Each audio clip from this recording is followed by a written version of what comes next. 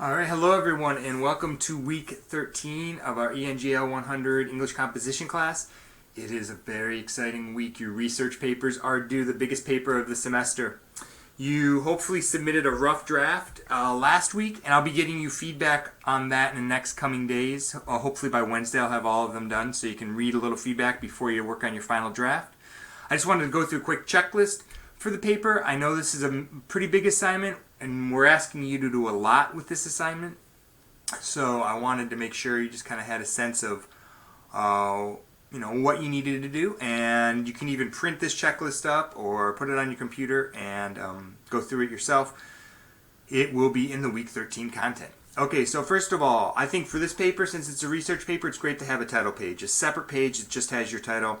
And the title can be fun, it can be interesting, it can be engaging. It doesn't have to be a standard academic title.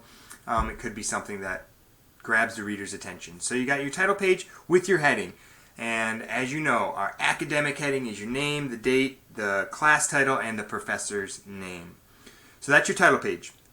The formatting information, it's going to be double spaced, and I always recommend the 12 font and Times New Roman font. That's the kind of the standard academic one that people use. It's also pleasurable to read. And you don't need to put any extra spaces between paragraphs. I sometimes see people do this. I sometimes, think it's a mistake with the formatting. Sometimes I think people are trying to maybe make their, paper a little bit longer. You don't need a space in between the paragraphs. As long as it's double spaced, you don't need a space there. We're looking for about 5 to 6 pages, 1,500 words. Some of these come in, a little under 5 pages, which is fine. Some of them go over 7 pages, which is fine. But you're really looking for, a number of things in this paper, and I think when you add up all those things, it gets to about 5 pages. And normal margins.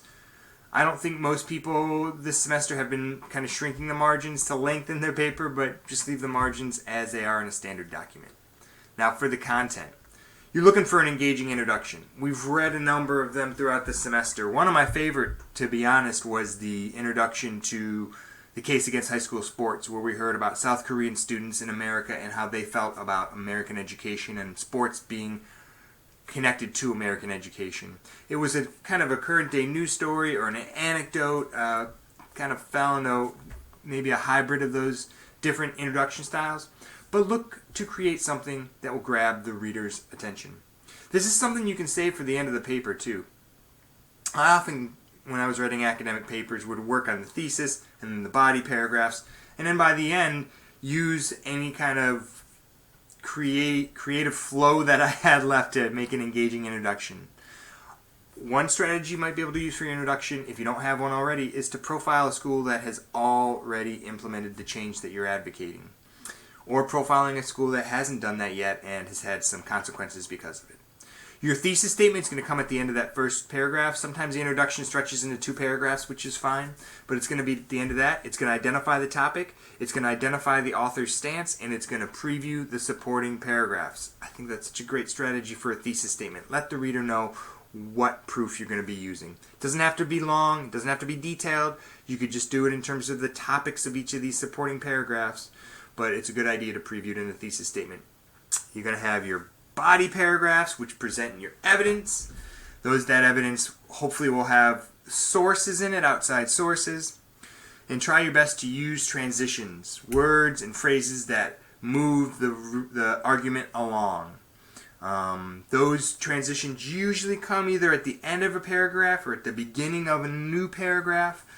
And a lot of you I've seen using transitions throughout the semester, so you understand what I'm talking about. If you don't, there's a great chapter in our book about transitions. There's a number of different styles and a number of different types of transitions that you can use. And finally, you got a conclusion to write.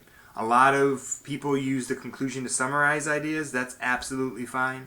One thing I always like to try to do with my conclusion is to leave the reader with a new way to think about the topic. So it could be a new story, it could be a way to expand the ideas.